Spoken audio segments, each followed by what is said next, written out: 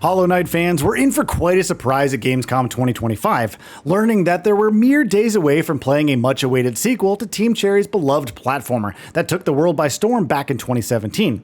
Now, if you haven't had the chance to play it, know that its popularity is certainly earned, with the game's setting, combat, world building, and overall experience proving to be quite refreshing and challenging, and quite interesting to all of its players. The adventures of an insectoid warrior in a land devastated by an unknown epidemic won over many players, myself included, with its charming take on a desolate world. With a world that kept expanding in every single direction and a lot to discover and do within its confines, Hollow Knight quickly caught my attention and rarely lost it thanks to its charming visual style and excellent combat design. However, with years of little to no updates about its sequel despite a lot of hype, Team Cherry's recent shadow drop of Hollow Knight Silksong's release date has me very excited for what is shaping up to honestly be another success story for the studio. So from what I've seen of its gameplay so far, gameplay in Silksong could very well take the fight to some of this year's best titles as well. As a game that was originally just meant to be DLC chapter for Hollow Knight, whose size and scope increased to make it an actual sequel, the hype surrounding Silksong is clearly justified here. But what makes it so special in comparison to its predecessor? Well, let's find out. Familiar but fresh. One of the first reasons that comes to mind is the game's choice of protagonists. By choosing Hornet as the central character of the game's new setting, Team Cherry has cleverly tied its two games together in a way that can allow returning players to feel a sense of continuity, while newcomers could be curious to know what makes Hornet such a crucial part of the franchise. The former princess, her martial skills are beyond question to anyone who faced her in the first game. Her origins are as compelling as her motivations, and it will be interesting to see how her adventure is taken forward in this new game, as she takes on whatever threats are in her way. Her abilities also make her the perfect choice for exploring a larger, more complex world. I'm honestly really curious to see if we're going to uncover more about her past and her relationship with characters from the first game with whom she has deep ties to. But Hornet's only one part of the equation here when it comes to what has me convinced that Silksong is going to steal the show for 2025.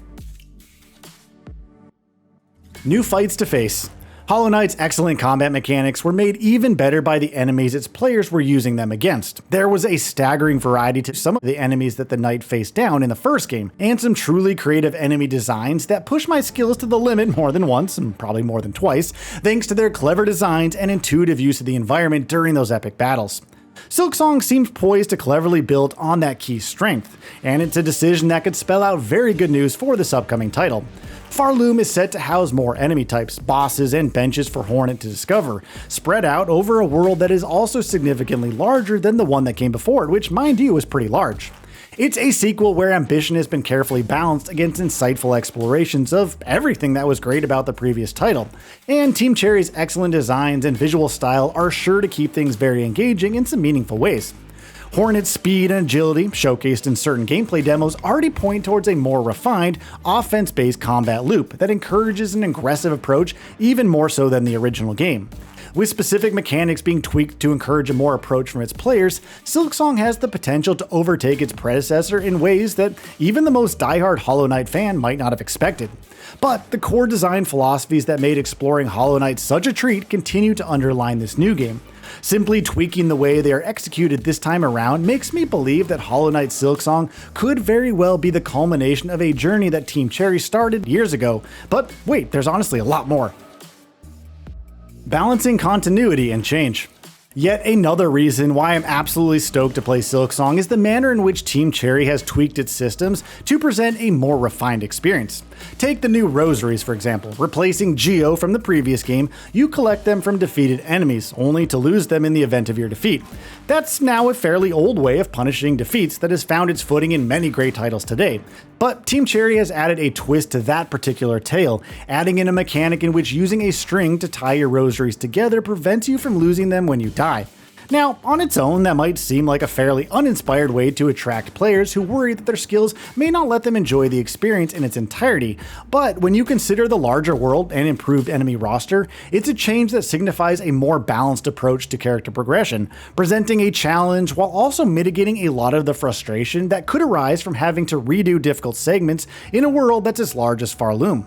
It's equally likely that the soul mechanic from the first game remains untouched, which is great since facing the Shade enemy was quite entertaining and will continue to be in the new game. Once again, it's a great way to blend the old and new, with Team Cherry playing to its franchise's strengths while mitigating potential weaknesses.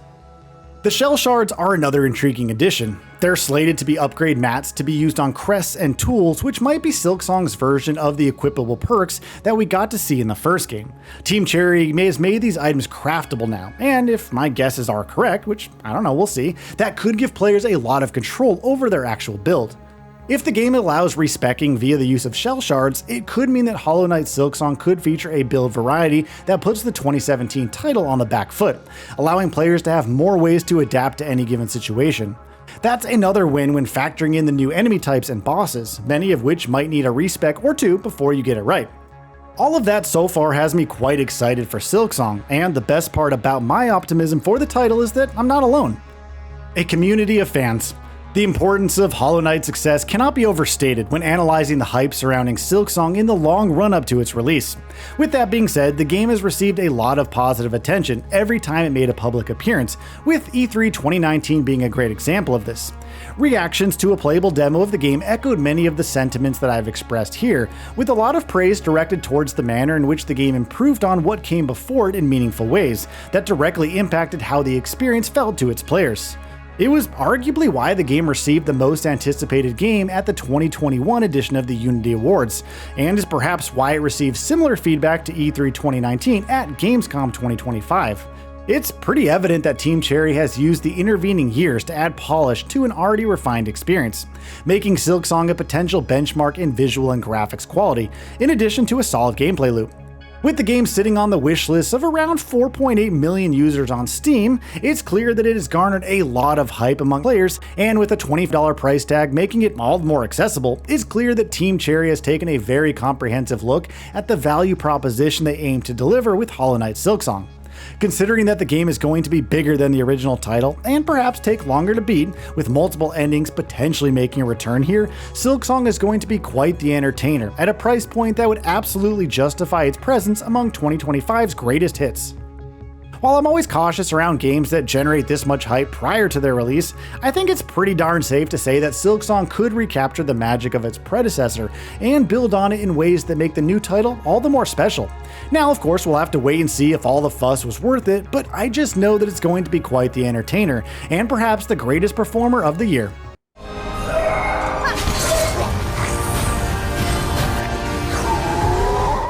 So, what are your thoughts on this? Go ahead and share them in the comments below. And if you like this video, please subscribe to the channel and enable all notifications by clicking the bell icon to get new video updates. We upload every day and would really appreciate your support. Thanks for watching.